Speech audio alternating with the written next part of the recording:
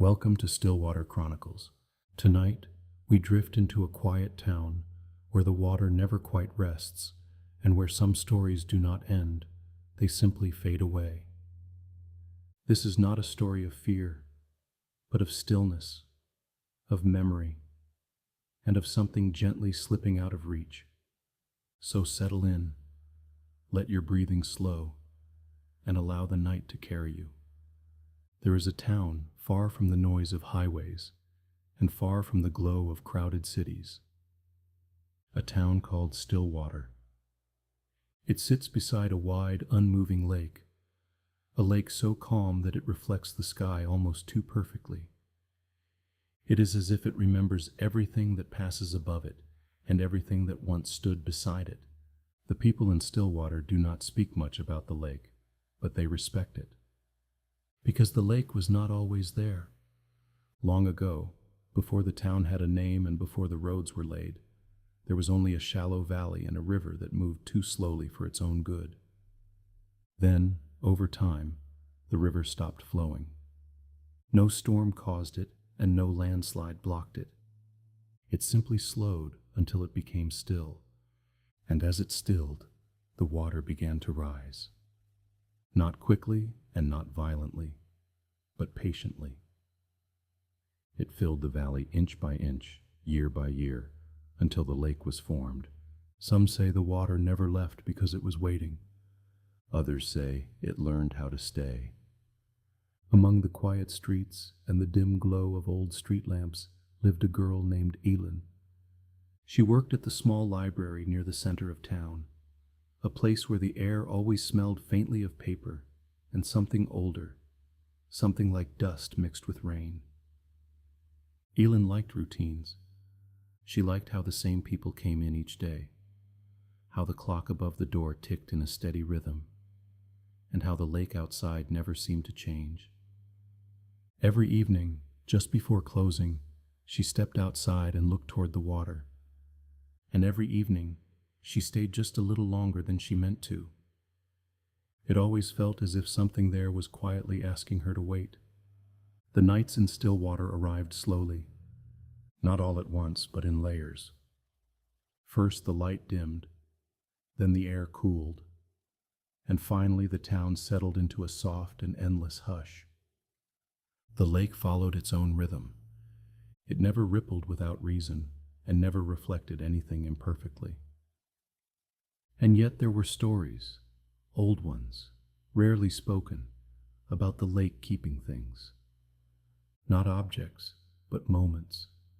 Voices that lingered too long, footsteps that paused too close, and thoughts that stayed unfinished. The lake, they said, did not forget. One evening, as the sky faded into soft shades of gray, Elin stayed by the lake longer than usual.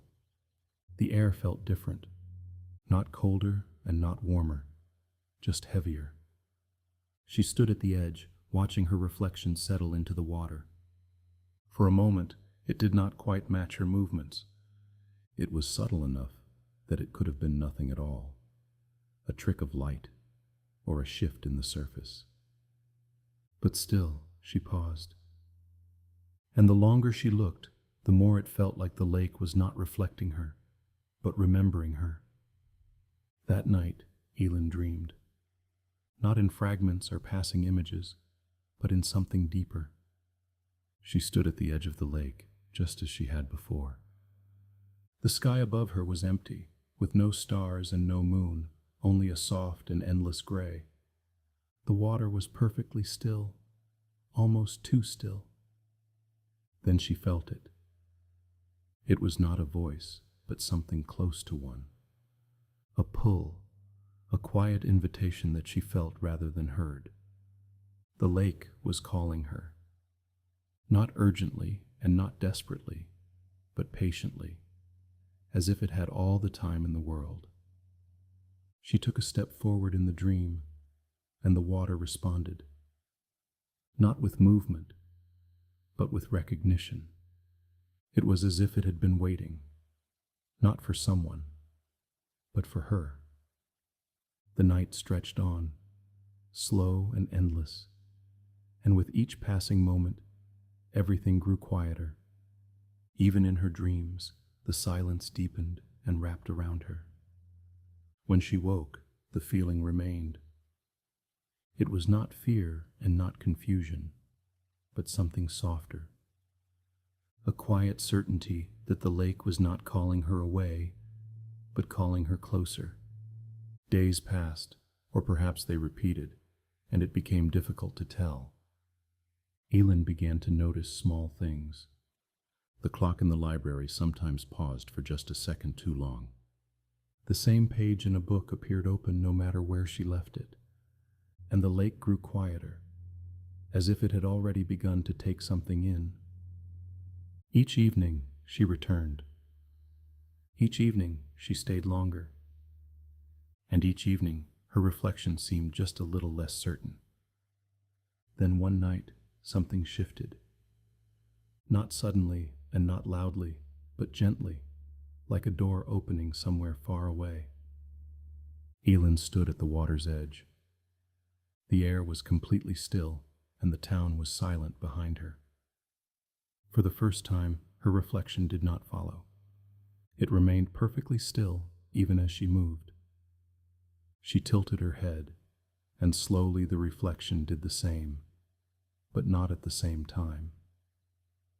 A moment later, as if it were learning, as if it were becoming. In that quiet delay, something passed between them. It was not a sound and not a word, but an understanding. The same feeling from her dream was now awake.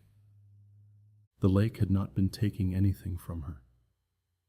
It had been waiting to share something. After that night, things became softer and less defined. The people in town still spoke, still walked, and still lived, but everything felt slightly distant, as if seen through water. Elin returned to the lake, as she always did. But each time she stayed longer, not because she had to, but because leaving began to feel less natural than staying. Then one evening, she stood at the edge as always. The sky dimmed. The lake remained perfectly still, and the world seemed to hold its breath. And in the next moment, she was no longer seen. There was no sound and no sign of anything ending. Only the same quiet lake, unchanged and undisturbed, as if nothing had happened at all. The next morning, the town continued as it always had. The library opened, the clock ticked, and the lake reflected the sky perfectly. If anyone noticed her absence, they did not speak of it. Because in Stillwater, things are not lost. They are kept, remembered, and held. And sometimes, if you stand at the edge of the lake just as the light begins to fade, you might notice something. A reflection that lingers just a moment too long after you have already moved. Thank you for listening to Stillwater Chronicles, where the quietest places hold the deepest echoes, and where some disappearances are not endings, but gentle crossings into something we do not fully understand. And I will see you soon in the next story.